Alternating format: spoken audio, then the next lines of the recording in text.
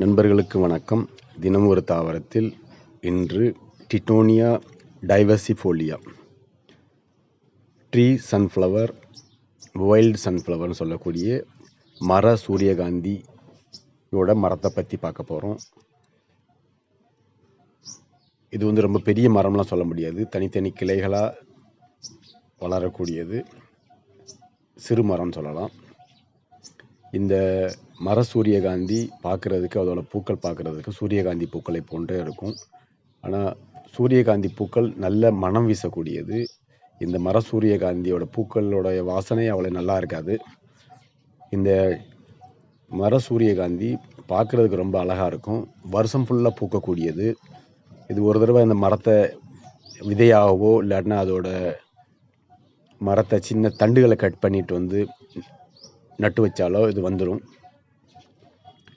அப்படி இது வளர்க்கும் போது நிறைய வருஷங்களுக்கு அது அப்படியே இருக்கக்கூடிய ஒரு மரமாகும். இது பார்க்குறதுக்கு வேலிகளில் அதிக அளவில் பார்க்கலாம். வேலிகளில் இதை வச்சுருப்பாங்க. பார்க்குறதுக்கு ஒரு வேலியாகவும் இருக்கும், அதே மாதிரி அழகான பூக்களாகவும் இருக்கும். வருஷம் ஃபுல்லாக பூக்கக்கூடிய பூக்களாகவும் இந்த மர சூரியகாந்தி இருக்கும்.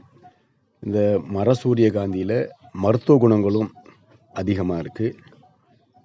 இந்த மர சூரியகாந்தியோட பூக்கள் மருத்துவத்துக்காண்டி பயன்படுது, அதோட இலைகள் மருத்துவத்துக்காண்டி பயன்படுது. இந்த மர சூரியகாந்தியோட ஒரே ஒரு பூ மட்டும்தான் எடுக்கணும். அதிக பூக்கள் எடுத்து கஷாயம் செஞ்சால் அது வாந்தியை ஏற்படுத்தும்.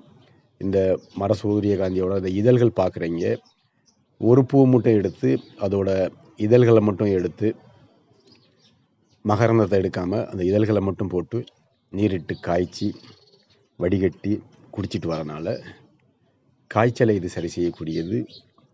மலேரியா காய்ச்சலுக்கு இது ஒரு நல்ல மருந்தாகும். அது மட்டும் இல்லாமல் கல்லீரலை இது பலப்படுத்தக்கூடியது. கல்லீரல் சம்பந்தப்பட்ட நோய்களை இது குணப்படுத்தக்கூடியது. நிறைய பேருக்கு எலும்பு முறிவு ஏற்பட்டிருக்கும். அந்த எலும்பு முறிவு ஏற்பட்ட சமயத்தில் இந்த பூவோட கஷாயத்தை தினசரி காலை மாலைன்னு குடிச்சிட்டு வரனால வெகு சீக்கிரம் அந்த எலும்பு முறிவு சரியாகும். எலும்பு முறிவு ஏற்பட்ட நேரத்தில் இந்த சூரியகாந்தியோட மர சூரியகாந்தியோட இலைகளை அரைச்சி, இலைகளோடு சேர்த்து உளுந்தம்பருப்பு சேர்த்து அரைச்சி ஒரு சிறு களி போல் லேசாக சூடு செஞ்சு ஃப்ராக்சர் உள்ள இடங்கள்லையோ வலி வீக்கம் உடம்புல உள்ள இடங்கள்லையோ இரவு நேரங்கள் ஒரு பற்றா போட்டு காலையில் அதை கழுவிட்டு வரனால எலும்பு முறிவு சரியாகும். ஹேர்லைன் ஃப்ராக்சர்னு சொல்லுவாங்க நிறைய இடத்துல. மயிரிலை போன்ற எலும்பு முறிவு ஏற்பட்டிருக்கும். அப்படிப்பட்ட இடங்களில் தினசரி வச்சு கட்டிட்டு படுக்கிறனாலையும் உள்ள அந்த இதோட இதழ்களோட தீநீரை குடிச்சிட்டு வரனாலையும் வெகு சீக்கிரம் எலும்பு முறிவு சரியாகும். நண்பர்களே, ட்ரீ சன்ஃப்ளவர்னு சொல்லக்கூடிய இந்த மர சூரியகாந்தியோட ஒரு பூவோட இதழ்களை மட்டும் எடுத்து நீரிட்டு அதோட மல்லித்தூள் சேர்த்து சிறிது பனங்கற்கண்டு சேர்த்து காய்ச்சி வடிகட்டி குடிச்சிட்டு வரனால உடலில் தேங்கி உள்ள கழிவுகளை இது வெளியேற்றக்கூடியது, கல்லீரலை இது பலப்படுத்தக்கூடியது, காய்ச்சலை இது சரி செய்யக்கூடியது. நண்பர்களே, மர சூரியகாந்தியோட பூ இதழ்களை